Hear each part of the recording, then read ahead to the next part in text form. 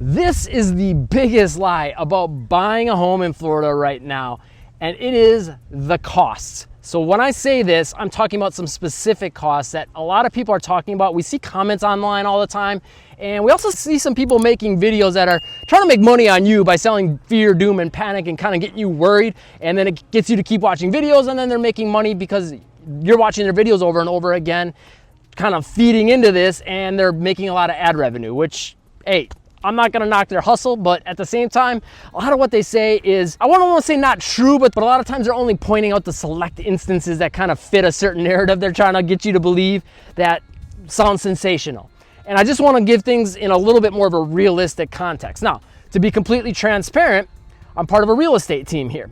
You can get a hold of our team if you're looking to buy in the Orlando metro or sell because you're ready to get out. Either way, you know, again, we're not trying to sell you on anything. So if you wanna move here or get out, hey, we can help you. 941-221-1897. We serve the entire Orlando metro as well as Sarasota down to the Port Charlotte, Inglewood area. We've helped a lot of people shortcut the process, avoid mistakes, especially with both buying and selling. Actually, the mistakes are the big thing to look out for. And also just find answers that are a lot of times impossible to find online. So get a hold of us, call or text us at any time. But I want to put things in a realistic context because at the end of the day, it doesn't help us to give you information that's makes things sound better than they are, and then you come down and you're like thinking about moving, and then you spend a whole bunch of time looking at homes and you're like, you know what, Florida's not for me. That wastes our time. We don't want to do that. But we also don't want you to think that it's ridiculously expensive compared to at least what a lot of people are making you think it is. And maybe, you know, after I tell you what I'm going to tell you, you're still going to say, you know what, that is a little too expensive for me. Hey, that's fine too. Again, it'll save us both a lot of time. And at the end of the day, we keep business going by being honest. You know what I mean? That's how we get people telling other people, hey, they helped us out, they were really good, yada, yada, yada. So we don't want to steer you in the wrong direction on videos or in person. So first big cost that a lot of people really think is way higher than it is homeowners insurance. And there's two parts of that actually. So the first part of it is a lot of people say you just can't get insurance in Florida anymore. And a lot of this is because of like YouTubers out there, I think. They really are trying to sell you on like, yeah, you just can't live in Florida anymore. There's been some hurricanes, all the insurance companies are gone. Actually, a lot of people don't know this, but a lot of insurance companies that were gone came back, and some new ones that came into the state over the last couple of years. But that's not the main point I'm trying to get here. The main point I want you to understand is you can get insurance. So here's the really big things to look out for with not being able to get insurance. Again, because I want to make everything realistic and put it into context. The homes that usually you can't get insured on are the number one biggest reason is the roof being too old. And usually we're talking shingle roofs that are 15 years old or older. The insurance company will say, hey, you got to put it on a new roof or we're not going to insure you because they know that can lead to damage. And we've seen this firsthand in some homes. So I can tell you, like, they're in the right on that. It makes sense. Like if your shingles are, I mean, I know a lot of you are like, wait a minute, aren't like shingles usually rated for like 30 or 40 years? Sure, yeah, they are. But we get a lot of rain in the summers. We get a lot of heat. Those shingles get brittle and they don't last nearly as long here. So I guess that's one other little extra expense. Again, being completely transparent to think about. You're gonna have to have a quicker turnover in getting a new roof on. But that would be the main reason a lot of insurance companies are gonna tell you you can't get insurance on your roof. And so that's one thing to keep in mind. Like if you're looking at a home and the roof is older, that's either something you're gonna have to pay for yourself or see if you can work into the deal and negotiate that in or whatever the case may be. But you can get insurance. Now, here's some other factors that could maybe keep you from being able to get insurance. Maybe the home is really old and in disrepair and just needs a lot of work, or the location of it is super prone to flooding and just has a really bad history with that. Like, and those are more extreme examples. Like those are not gonna be very common, just to put that into context. Like you're talking like really poor condition homes or really poorly located homes that you're going to have a harder time with getting insurance. Outside of that, that's just not really the case. I'm not saying it's not happened because I'm sure someone will leave a comment like, oh, I have a friend that had that happen, or you'll see, you know, some YouTube video covering that one house that couldn't get covered. But you're talking about one house. You're talking about one instance. The vast majority, I would say 98%, and I'm just ballparking here, but I bet you it's higher than that, just knowing all the homes that are in our neighborhood and nearby that guarantee they have insurance on, you're going to be able to get insurance on your home. So that's the first part. The second is, and I don't know why this gets perpetuated so much, a lot of people think that insurance in Florida is $7,000 a year. Doesn't matter about anything. It's just gonna be $7,000, that's your baseline. And this is the example I'm gonna keep going to over and over again. I live in a beach city, about 1 to 2 miles from the coastline, the actual Gulf. Ocean waters, hurricanes can zip right through there, push that water in. Guess how much my insurance is? Not a brand new home. Go ahead, leave a comment. I live in a home that's probably about 20 years old right now, about 1 to 2 miles from the coast, and insurance is about $2,600 a year. Now, you might think that's still high. Hey, fair enough. Again, here to be transparent with you. You might think that's actually not that bad. Wow, that's way better than I thought. Cool. And it's probably going to be higher, honestly, than a lot of other states, right? I'm not here to sugarcoat that, you know, like we have a little bit more risk here, but it's not $7,000 a year. That being said, I also, you know, I shopped around for rates. I didn't just like, so here's another thing. So coming back to all the insurance companies are leaving. So after Hurricane, I believe it was Ian, our insurance company went out of business, you know, a couple months after that. The policy got bought out and picked up by another company. They basically completed the year of insurance under the new company for, you know, our set rate and all that. And then the next year they were going to increase our rate to, I believe, $4,500, almost 3 times. It was $1,500 at the time, and they were going to like triple it, or it was like $4,000. It was almost triple. And so I shopped around, found another company, $2,600 a year. There was a couple other ones that were just a little bit more than that. And so a lot of people, like, you might see horror stories of like, yeah, my insurance went up this many thousands of dollars. That's a possibility, but sometimes it's because they're not shopping around for rates, number one. But number two, it is a possibility that your home wasn't supposed to be in a flood zone and then it flooded. And that's where you want to have a good realtor when you're looking to buy or sell a home, just because sometimes a home, I can look on a map and say like, yeah, that's probably a little more likely to flood than what the flood maps are saying. You know, and again, I don't know for sure. No one knows for sure, because storms can be different, locations can be dramatically different, infrastructure, all those sorts of things. There's a little creek over here I found that I'm going over.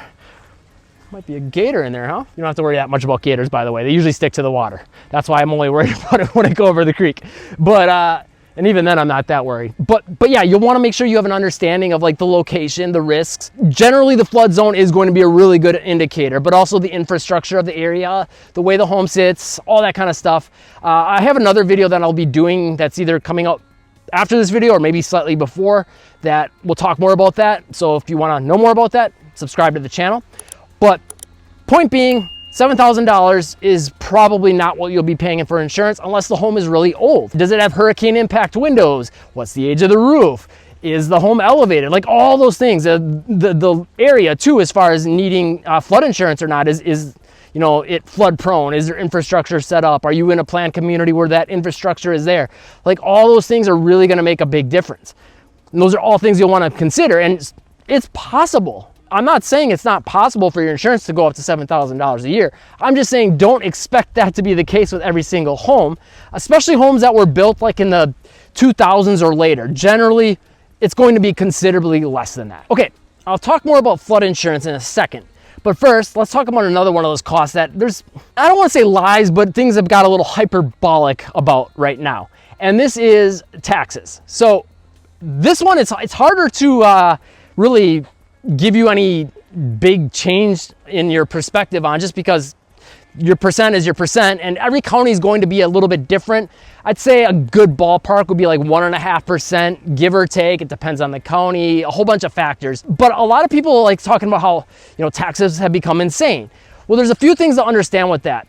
Number one, if you live in Florida, you can get homestead exemption. Now, this is if you're living here full time. And basically what that does is it's basically $50,000 on your taxes that you don't have to pay, quote unquote. So like $50,000 worth of your property's value is exempt. So you can just chop that off and then they're gonna tax you on the remaining value of your home. Couple other things to consider. If you bought a home years ago in Florida, I know a lot of you that are looking to move here, this won't help you much, but if you bought it years ago and then the property value continued to increase, there's a cap on how much that increases. It really slows down the rate of increase on that from year to year. That being said, property values have shot up significantly. And so You know, a home that was valued at $250,000 a couple years ago being valued at $400,000 or $350,000, I'd say that's closer right now. We're talking like a $250,000 home in a lot of Florida. Again, location's going to change a lot of things. That's why you want a local realtor, but you could say maybe $375,000 is probably about, give or take, what it would probably be valued at now. Now, that 1.5%, give or take, is a lot more now, you know, than having it at that original $250,000. Not going to sugarcoat that. So that price has gone up, and that's if you're buying it now, you know what I mean? So like if you bought it years ago, again, that rate gets capped and it moves up very gradually.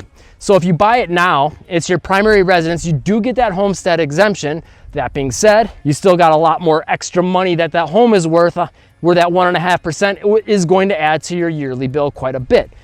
So that's one thing you'll want to consider. We have seen prices on homes in a lot of areas of Florida. We have actually another real estate channel, me and my wife Haiti, who's on a lot of the videos, where we go all around Florida and we give real estate market snapshots and give you home tours and show you the prices of them and the whole 9 yards basically, and tell you ratings and reviews for the cities.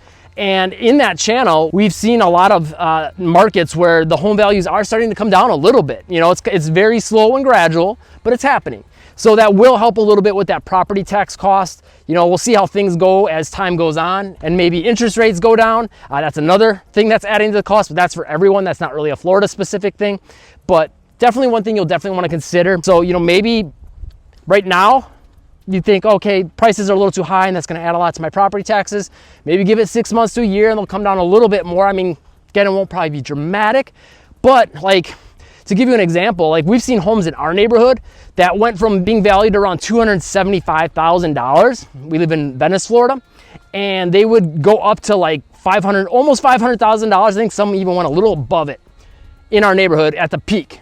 And now a lot of those are down to like high threes, low 400,000s. So we have seen a pretty significant change. We've always called for a correction, not a crash. And honestly, it feels like we're getting to the point where prices have corrected for the more baseline long-term appreciation. They got a little ways to come down yet, but I don't know that they're necessarily going to do so. So just to put things in perspective, and again, not sugarcoat it, like property taxes have went up, so it's one thing you'll want to account for. Okay, let's talk flood insurance. This is one of the biggest misconceptions. Oh, huge gopher tortoise up here. Maybe I'll be able to get him on camera for you.